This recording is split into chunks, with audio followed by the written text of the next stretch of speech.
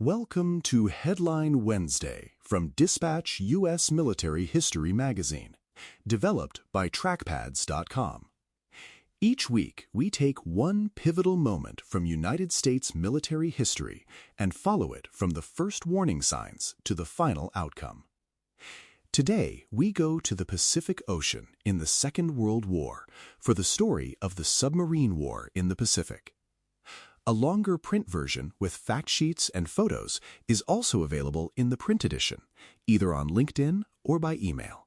The sea around the lone freighter looks empty, just gray Pacific swells under a low morning sky.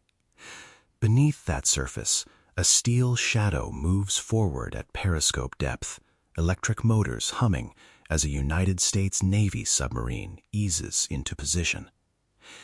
In the red-lit control room, the officer of the deck calls out bearing changes, range estimates, and target speed, while men move through cramped passageways with practiced care. Every motion now serves one purpose: turn a brief glimpse of a freighter into a firing solution before the chance disappears.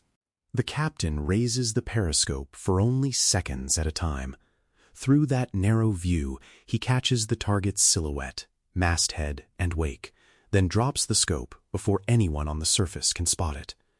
Those flashes become numbers on a plotting board as the fire control team estimates angle, speed, and range.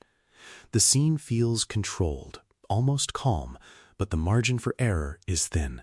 One wrong estimate can send every torpedo under the hull or wide of the target. Inside the boat, the tension is quiet. There is no gunfire yet, only clipped commands, repeated orders, and the hiss of valves as torpedoes slide into their tubes. These sailors have spent weeks hunting without being seen, threading minefields and listening on sonar for enemy screws. On the freighter above, the watchstanders may think this is another routine voyage. Below, every man understands that one ship sunk means coal not delivered, fuel not burned, and ammunition that will never reach a distant front. When the order comes, it sounds almost routine. The captain's voice stays steady. The control room answers in the same flat tones used in drill. Compressed air kicks the torpedoes forward, and the submarine turns away to clear her own tracks before the enemy knows death is in the water. No one aboard will see the impact.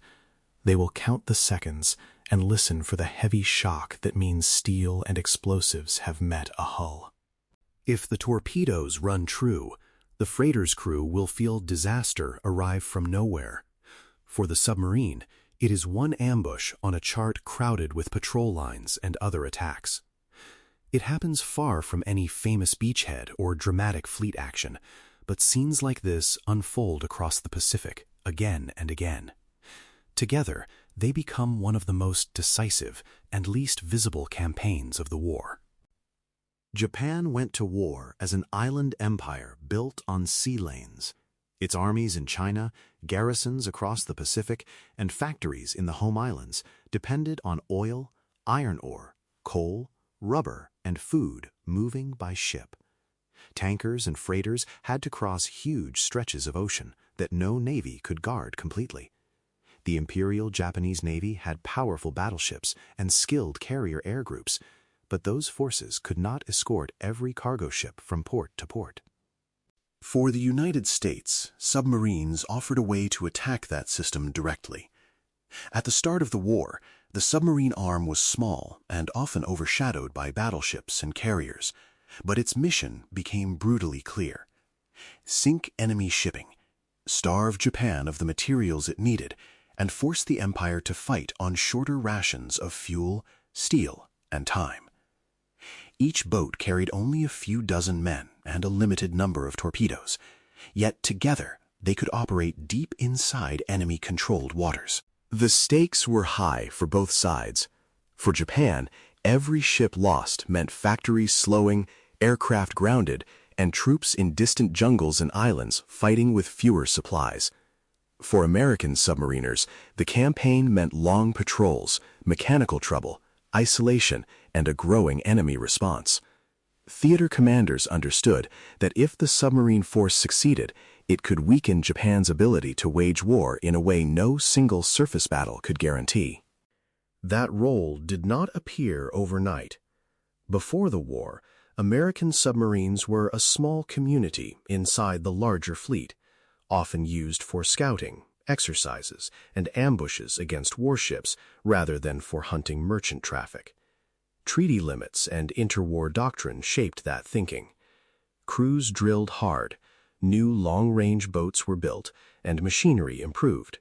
But many officers entered 1941 with peacetime habits.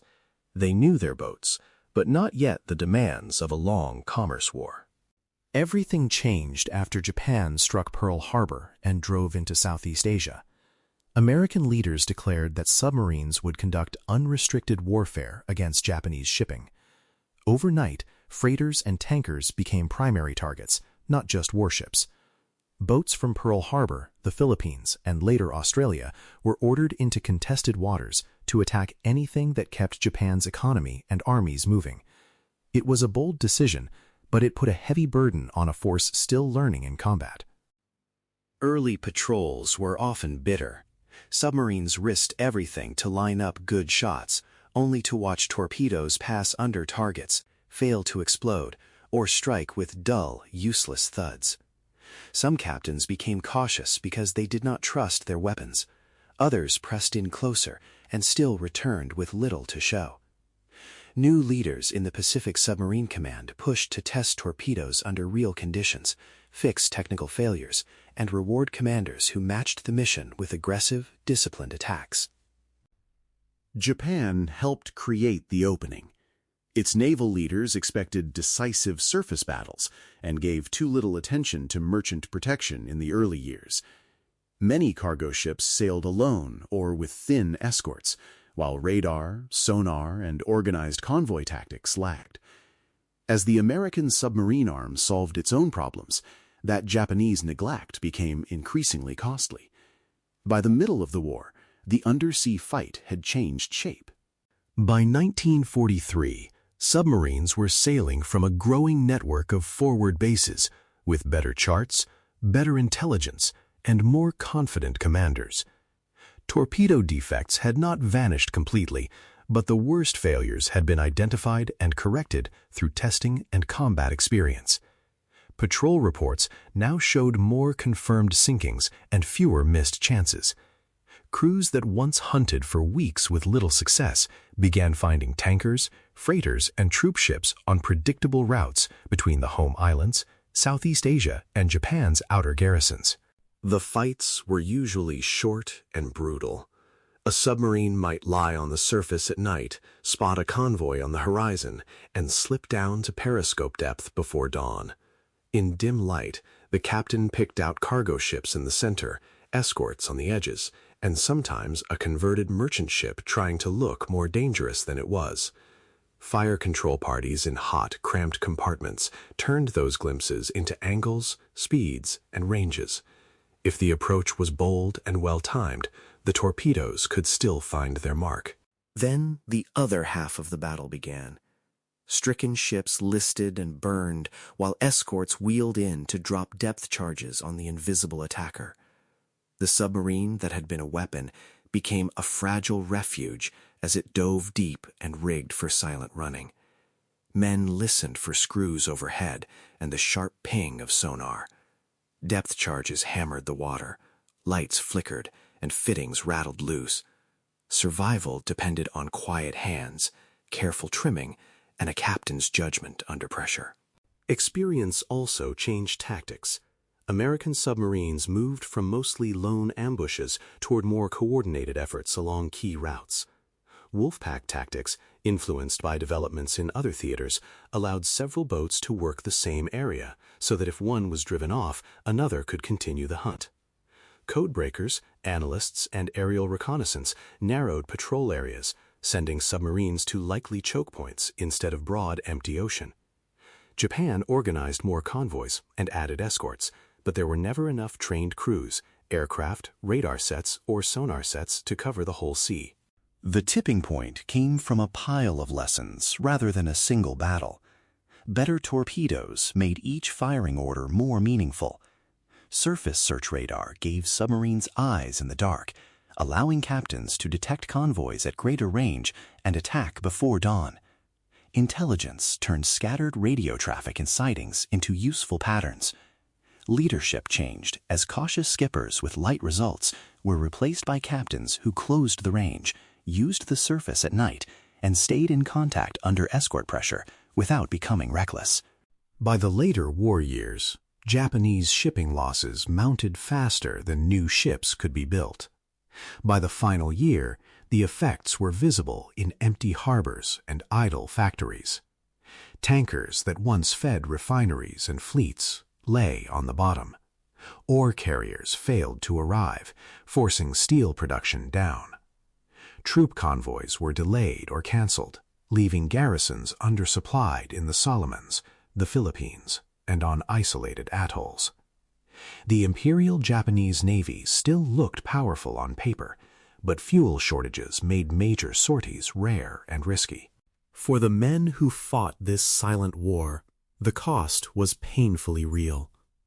American submarines made up only a small fraction of the Navy's personnel, yet they suffered one of its highest loss rates. Boats vanished on patrol, lost to mines, escorts, aircraft, or mechanical failure, and their fates were often known only from silence and enemy records after the war. Crews who returned carried both their victories and the absence of missing shipmates. Their work reshaped the wider Pacific War. By grinding down the merchant fleet that fed Japan's armies and industry, submarines made carrier raids, bombing campaigns, and amphibious assaults strike an enemy already weakened at the roots. This was not a sideshow. It was a slow attack on the ability of an island empire to keep fighting, carried out by small crews in cramped steel boats far from public view. Today, the submarine war in the Pacific matters for more than its tonnage statistics. It shows how a relatively small force, given a clear mission and supported with intelligence, technology, and adaptive leadership, can have strategic effects far beyond its size.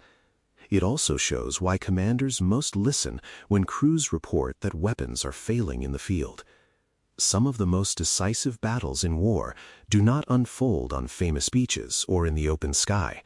They are heard only as faint explosions over an empty horizon. This has been Headline Wednesday, following the silent campaign that strangled Japan's lifelines beneath the Pacific waves. To explore more moments like this, look for the Dispatch audio editions of Headline Wednesday and share these stories in your own reading, teaching, or remembrance. Headline Wednesday is developed by Trackpads.com as part of Dispatch, U.S. Military History Magazine.